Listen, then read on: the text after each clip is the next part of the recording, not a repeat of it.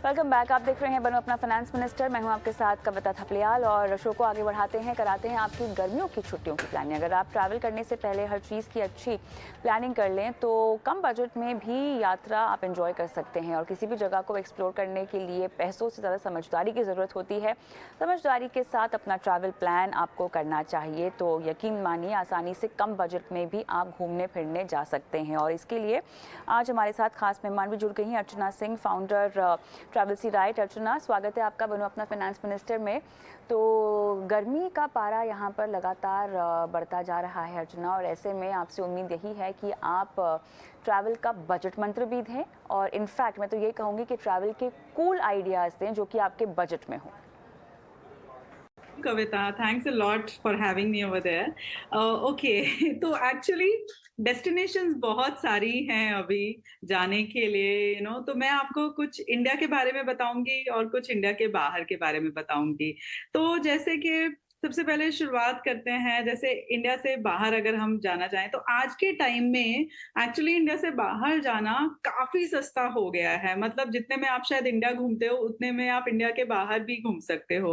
जैसे कि सबसे पास के जो देश हैं, जैसे कि अगर आप सेंट्रल एशिया की बात करो जो कि इतना पॉपुलर भी नहीं है अभी, कजाकिस्तान, किर्गिस्तान, उज्बेकिस्तान, तजाकिस्तान, ये सारी जगह बहुत इजीली एक्सेसिबल है। वीजा का कोई इश्यू नहीं होता। फॉर एग्जांपल कजाकिस्तान में तो ऑन अराइवल वीजा मिलता है और किर्गिस्तान में भी मतलब विद इन 1 और 2 डेज में आपका वीजा आ जाता है। और वहां इतना सस्ता है कि जैसे अगर आप बहुत पहले बुक कर लो, करीब 2-3 महीने पहले अगर आप बुक कर लो तो आपको 20,000 की फ्लाइट मिल जाती है। रिटर्न फ्लाइट, और सिर्फ 3 घंटे का सफर है। मतलब 3 घंटे में तो आप इंडिया के एक दूसरे कोने पे भी नहीं पहुंच पाते हो, कई बार एक कोने से दूसरे कोने पे। तो वो काफी पास है और खर्चा भी बहुत कम आता है। मतलब अगर आप अच्छे से प्लानिंग करो तो आप करीब आप अगर कम से कम रखते हो, एकदम बजट ट्रैवल करते हो, तो आप 50,000 में भी आप कजाकिस्तान, किर्गिस्तान जैसी जगह कर सकते हो। और अगर आपको थोड़ा डिसेंट साइज होटल में रहना है और 7 दिन के लिए आप जैसे कि जा रहे हो वहां पर, तो आपका करीब 1 लाख से 2 लाख आपका बहुत ही हाई एंड हो जाएगा। मतलब कि अगर आप एकदम लैंड क्रूजर टाइप गाड़ी ले रहे हो बड़ी और आप 5 स्टार होटल में रह रहे हो, जैसे वहां के 5 स्टार होटल में आपको इजीली मतलब 8,000 में मिल जाएंगे। 1500 से लेके बजट रूम होता है ऊपर तक 8,000 तक। तो खाना पीना भी सस्ता है वहां पर। तो इतने पैसे में अगर आप गोवा जाते हो या और कहीं जाते हो, केरला जाते हो, उतना उससे शायद महंगा वो पड़ जाता है केरला और गोवा वगैरह, जितने में आप एक बेइंतहा खूबसूरत जगह देख सकते हो। और सबसे अच्छी बात जो मुझे लगी किर्गिस्तान और कजाकिस्तान की, कि एक तो अनएक्सप्लोर्ड है, तो आपको बहुत ज्यादा भीड़ नहीं मिलेगी, बहुत सेफ है।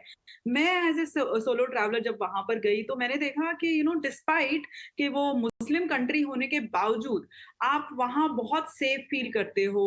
लोगों में एक सादगी है, उनका कल्चर आप काफी अच्छा है। और आप देखोगे कि वहां पर बॉलीवुड को भी काफी लोग वहां पर फॉलो करते हैं। आपको अभी भी वहां पर जिमी जिमी पर आजा आजा के कितना गाने सुनने को कितना मिल जाते हैं। बजट, बिल्कुल कितना बजट यहाँ पर आप कह रही हैं?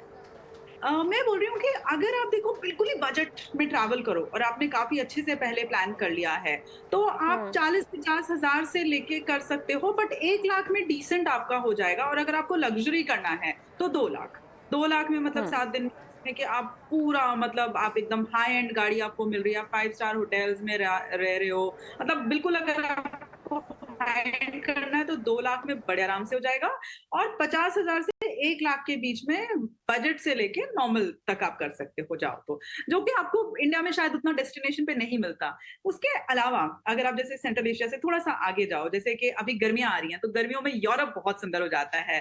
तो स्विट्जरलैंड तो जैसे बहुत फेमस है ही जगह, तो लोग जाते ही हैं वहां पर, इंटरलाकन, जिनीवा वगैरह। बट उसके अलावा जैसे लुगानो बहुत फेमस जगह है जो इटली से जुड़ता हुआ जगह है, तो वो काफी खूबसूरत है। वहां पर आपको इटली का कल्चर और स्विस कल्चर देखने को मिलता है। और इतना ज्यादा एक्सपेंसिव नहीं है जैसे बाकी शहर हैं स्विट्जरलैंड में। एंड एक और जो मेरा फेवरेट जगह और जहां एक्चुअली मैं जा रही हूँ अगले हफ्ते, वो है बाल्कन्स। बाल्कन्स वाला एरिया आपका हो जाता है पूरा, मतलब ऑस्ट्रिया में आप लैंड करो, जैसे अभी एयर इंडिया ने डायरेक्ट फ्लाइट भी लॉन्च की है वहाँ पे। तो वहाँ से आप ऑस्ट्रिया कर सकते हो, स्लोवेनिया कर सकते हो, क्रोएशिया कर सकते हो, मॉन्टेनीग्रो कर सकते हो, बॉस्निया कर सकते हो। ये सारा का सारा 7 से 10 दिन का ट्रिप आप अगर अच्छे से प्लान करो, तो आपका आराम से मतलब 2 लाख में हो जाता है। But this I am talking about not really very budget, इससे कम में भी हो जाता है, क्योंकि अभी थोड़ी यूरोप की फ्लाइट्स महँगी हो गई हैं। और अगर आपको थोड़ा और दूर जाना है, बच्चों के साथ जाना है, तो गर्मियों की छुट्टियों के लिए जैसे यूएस से बहुत अच्छा है जाने के लिए, तो वहाँ पर जो सेंट्रल कोस्ट है, वो उतना ज़्यादा पॉपुलर नहीं है, तो वहाँ पर भी आप करीब, क्योंकि वहाँ जाने के लिए एक्चुअली फ्लाइट्स बहुत महँगी होती हैं, तो करीब 2.25 25 में आप वहाँ पर भी कर सकते हो। तो ये तो इंटरनेशनल डेस्टिनेशंस की बात हो गई, जहाँ पे आप मतलब 40-50 हज़ार से लेके आप 2.5 लाख अब तक अगर ट्रैवल कर सकते हो, और इसके तो ऊपर मतलब सॉरी, देश कुछ में ही बोल अगर आपको बजट ट्रैवल करना हो तो फिर आप क्विकली कौन-कौन सी जगह रेकमेंड करेंगी? ओके, तो सब मैं क्योंकि ऑफ बीट ट्रैवल करती हूँ, तो मैं थोड़ी ऑफ बीट जगह के बारे में बता देती हूँ। जैसे देश में ही अगर आपको जाना है, तो और अगर आप बाय चांस दिल्ली में रहते हैं, तो दिल्ली के पास जैसे कि धानाचूली एक जगह है, तो वो उतनी पॉपुलर नहीं है अभी, काफ़ी कम लोगों को पता है उसके बारे में, जो कि मुक्तेश्वर के पास में, मुक्तेश्वर एरिया में ही आती है वो। सो धानाचूली अगर आप जाते हो, अपने फैमिली के साथ जाते हो, तो से 4 डेज़ 3 नाइट्स का अगर आप जा रहे हो वहाँ पे और अपनी गाड़ी से जा रहे हो, तो आपका करीब 20-25 हज़ार रुपए में आपका आराम से वहाँ पर 3-4 दिन रह सकते हो। बहुत अच्छे-अच्छे होम स्टेज़ होते हैं वहाँ पर, आपका फूड-वूड सब कुछ इंक्लूडेड करके।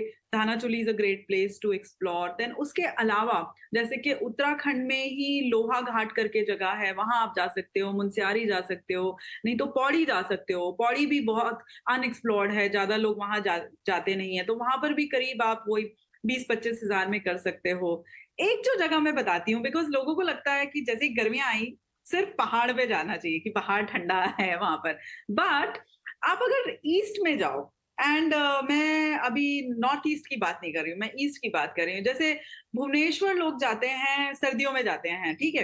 बट अभी क्या हो गया ना, वहाँ पर हल्की-हल्की जैसे बारिश भी शुरू हो गई है, और अभी अप्रैल, मई में तो मौसम और सुहावना हो जाता है, तो भुवनेश्वर यूजुअली लोग टेम्पल के लिए जाते हैं आस-पास। बट वहाँ पर बारिश के टाइम अलग ही मौसम होता है वहाँ पे, और जैसे वहाँ पर बहुत सारी जगह अभी आ रही हैं जहाँ पर इको होम स्टेज आ रहे हैं, और वहाँ अगर आप जैसे वहाँ सेंचुरीज वगैरह हैं काफी, जहाँ पर आप जा सकते हो देखने के लिए, तो करीब फ्लाइट इंक्लूड करके, लाइक फ्लाइट करीब अभी मैं चेक कर रही थी अप्रैल मई के लिए, तो अंडर 10,000, मतलब 10,000 से कम में आपकी फ्लाइट हो जाती है, और करीब 15 से 20,000 में इंक्लूडिंग साइट सीइंग वगैरह करके आपका 30,000 में आप बड़े आराम से वहाँ पर 3-4 दिन आप बिता के आ सकते हो। आपको काफ़ी कुछ देखने को मिल जाता है, वहाँ पर आपको नेचर देखने को मिलता है, आपको वहाँ पर बुद्धिस्ट ट्रेल देखने को मिलती है अगर आप उसमें हैं, और बर्ड्स वगैरह बहुत अच्छी होती हैं वहाँ पर।